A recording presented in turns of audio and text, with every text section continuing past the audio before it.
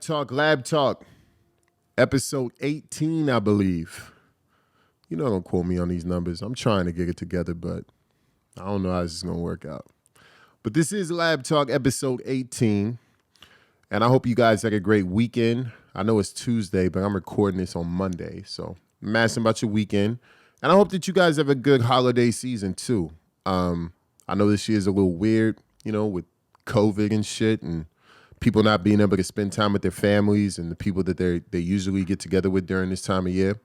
And as well, you tend to get together with your elders around this time. So God bless you guys, and I hope that all works out. So on this episode, I wanted to talk about some controversial things that were said by T.I. Recently, he had 21 Savage on his Expeditiously podcast, and they talked about parenting. And T.I. described the times that he spent with his daughters to be THOT prevention hours. So I'll say that again. The times that he spends with his daughters, he calls THOT prevention hours. And although I may not 100% agree with the term, I think he's 100% correct. And I'm not understanding the backlash or the negative feedback that he's getting. I think a lot of it spans from the time where he said that he went with his daughter to the gynecologist just to make sure she was still a virgin. I think a lot of people are still feeling some kind of way about that. But I want to talk about this. And I want to talk about fatherhood from a male perspective, raising daughters, because I think I'm really well versed at this, being that I have 2 biological daughters, 2 stepdaughters, and I live with 5 females. The psychology of a man that's raising girls is, and you may like it, you may not, but it's basically trying to steer her away from promiscuity. Because as men, we've been in the world and we've seen how promiscuous women behave. We see how damaging that is. We also see how fun it can be too, because I'm not going to front like I haven't slept with a promiscuous woman before, because I absolutely have. They have experience and they're pretty fucking good. But that's not necessarily the type of person that I'm trying to marry. And we're trying to raise our daughters to be marriage material and to be as healthy as possible. I don't think there's a doctor on the planet that's going to recommend promiscuity for good health or good long-term health. I don't think there's a doctor in the world that would. And I think that a lot of that goes into how men parent. Now, there's a reason for that. And the reason that they were kind of speaking about is T.I. ended up this whole segment by saying he wanted to do anything to keep his daughter out of sex work. Once again, I 100% agree. So I went ahead and I did a little bit of independent research, not much, but I found a really dope article in Psychology Today. And I'm going to put the article in the description so you guys can read it. There's a bunch of stats there that I have not really memorized, but I do have sort of in my mind, and I'll kind of tell you which way they lean. So the study was on absentee fathers versus a woman's sexuality, right? So it looked at the behaviors of a woman's sexuality when she has an absentee father. And there were so many fruits of just great information in this article, and I'll point out a few. So one of them was saying in regard to sex work, which is pertaining to the T.I. thing, that women are something like 80% more likely to engage in sex work when they have absentee fathers. Crazy.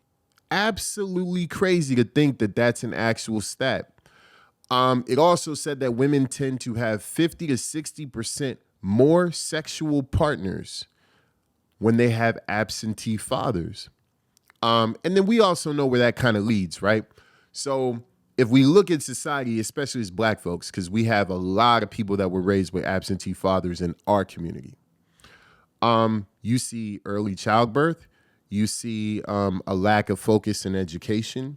You see a lack of ambition to acquire higher education.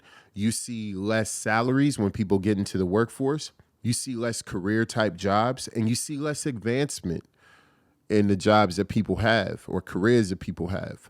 All from absentee fathers. So I will say in my own parenting, I absolutely have these conversations with my daughters. I have conversations with them about what promiscuity can do to them.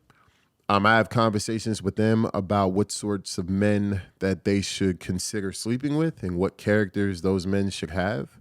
I have conversations with them about priorities in regard to the steps that they take in their life. I happen to be a little conservative in that area, so I tell my daughters that, don't put the chicken before the egg kind of thing, like, be married and then have children and be very choice who you decide to lay down and sleep with. Don't get me wrong. I'm not saying that when they become adults, they shouldn't have fun, but I'm saying you should always be very, very particular in regard to who you give your body to. I explained to them that sex is not just a physical act. It's a spiritual act in which two spirits are combining and sharing energies, and that those can have long-lasting effects that may not be quantifiable by science. I teach them all these things because I think as a man and as a father, I would probably be let down if one of my daughters was caught in a strip club working. And that's no shot to strippers. I'm just talking about my kids. I'd probably be let down. I would be let down if rumors started coming around and my daughter was thotting out here. I'll be hurt, to be honest with you, because I've been working so hard to cultivate an environment for them to where they know that they can use their minds and they can use their intangibles to get ahead in life. They don't need that. They have me. They have a family structure. They have their mother. They have a bunch of people in their support system that should steer them in a different direction. And so to T.I., to 21 Savage, and even Lil Duval had like weighed in, I guess, online. I salute you guys if this is the path that you're actually living. And I salute you guys for actually standing on the shit that you say, because society at this point, in my opinion, is just pushing people to just be wild and have no morals or no principles. And I don't really stand for that shit. At the end of the day, for the most part, what was healthy 50 years ago is still healthy for you today. And the manner in which you live your life and the risks that you take 50 years ago could still be the same adverse risks that you take in 2020. So with that being said, that's Lab Talk episode 18.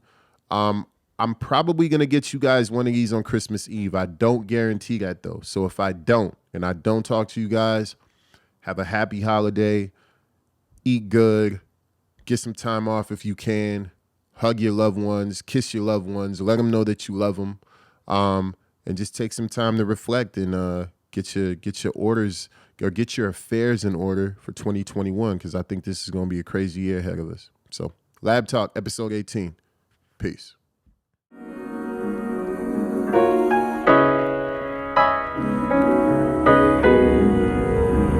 Got a clique full of shooters.